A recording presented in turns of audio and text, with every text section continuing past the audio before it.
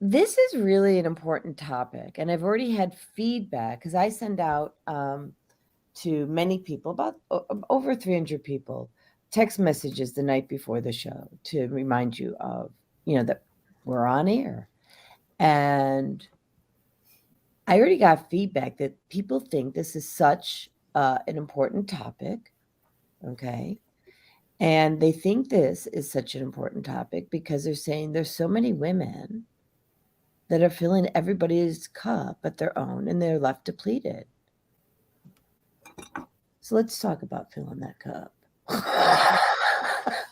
Shall we? Mine's full in more than one way. Okay. So um, I'm going to let you start. Why don't you talk about what you see the issues are? Yeah.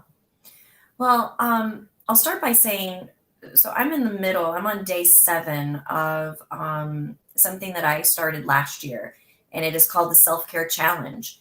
And last year, I recognized that it was a need, especially for women, because the women that I spoke to, it was it was a theme that was coming up where they were exhausted.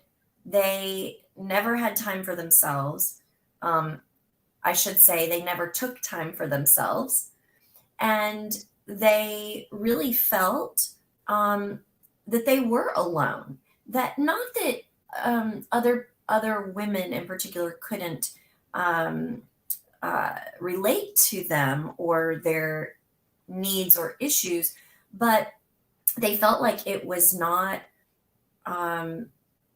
it was not okay to ask for help, and it was not okay to fill up their own cup. And they really didn't even know how to fill up their own cup, because what they thought was self-care is so often what we see kind of in the media. Well, take a hot bath, take a bubble bath, go get a mani pedi, go get a massage.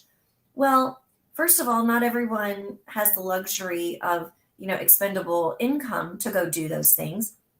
And, if you have small children, tell me, if anyone on has small children, how often do you get an uninterrupted bubble bath? I I mean, heard that it unless it's, doesn't happen. I've not had kids, so but I understand that that just doesn't happen. I mean, like, that's a yeah, rarity, I right? mean, I I haven't had people children. I've had fur children, and I can't even go to the bathroom by myself, right? Because they follow me into the bathroom. Oh, Fagula So has to be on my shoulder or Andrew's shoulder. It's there you ridiculous. go. Yeah. Yeah, one of my current cats literally will come and sit on my lap. I mean, way too much information this early in the morning, but there you go. Yeah, yeah, He yeah, yeah. wants to But we're about being real here on this show, sit. so I am This, good with oh, this is oh, real. something just downloaded. I can't say it online. Okay, save it. I want to hear it. Milton is like, oh, mom's sitting down. I'm gonna come sit on her lap. He obviously has no clue what's happening, but so we get it. You are not alone.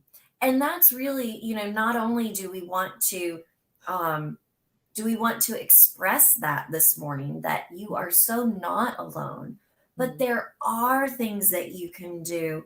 And it does start with self, meaning you must believe and understand and know that you are a priority.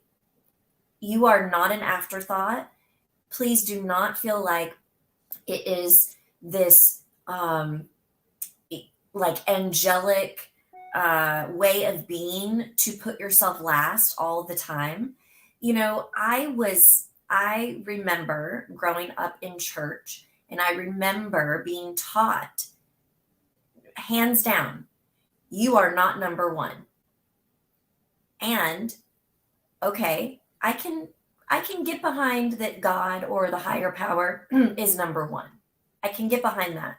What I had a really hard time getting behind was that we should always put others before ourselves.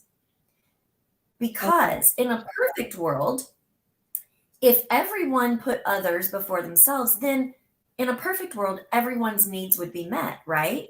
Because my needs would be met by you, Jodi, and Jodi, your needs would be met by me because I'm putting you first and you're putting my first. Except that we don't live in a perfect world and we don't always know what the other person needs for a myriad of reasons. We truly are the only ones that can say what it is that we need. And a lot of times we're the only one that can give it to us. So I will let you banter off of Well, that. I There's mean, this came up last night. We ended up driving home from Florida to Georgia, and I got home about 3 hours ago. Like at 4 o'clock this morning. You need right? to fill up your little coffee cup a couple more times today. Yeah. And you might want to check my private chat, right? Yeah. I just did.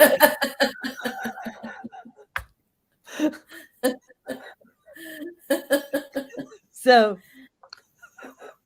anyway.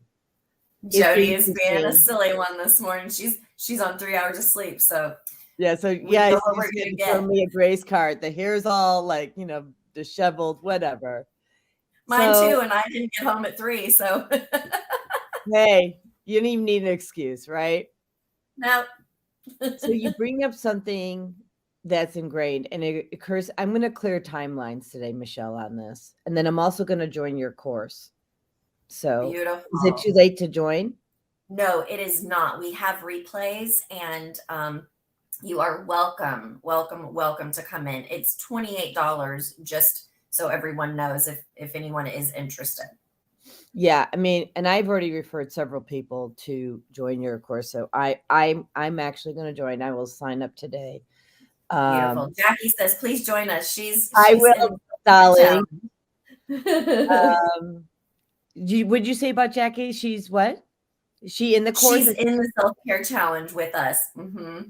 Wonderful. She and her twin sister, and they bring everyone in there. Just brings such a beautiful dimension because we've all experienced different things in our life, even though so much is the same as far as themes go. Just like we say, so we had a beautiful discussion last night after an energy clearing, and what we all realized is, wow, we really aren't alone. We really do have a community of women that are supportive and encouraging and that do understand, like, we get each other, and it's really, really beautiful. And even if, this is not a ploy to get you to join the self-care challenge, although we would love to have you join. This is, yes, it's a ploy. Join. But it's really to get you to find your own tribe. If you do not have a group of women, and I'm going to say this, if you are a woman, find a group of women, because women look at things differently than men, no matter how you identify. We were born with certain DNA traits that make us who we are as women. And when we bond together, it is so powerful. So, okay, I'm done with my soapbox. Please, Jodi. So yes, I'm going to say yes, and okay. We have a lot of men that are the divine feminine. Oh, absolutely. But as humans, we see things differently. We experience things differently. Yes, we do. I'm not going to dispute that.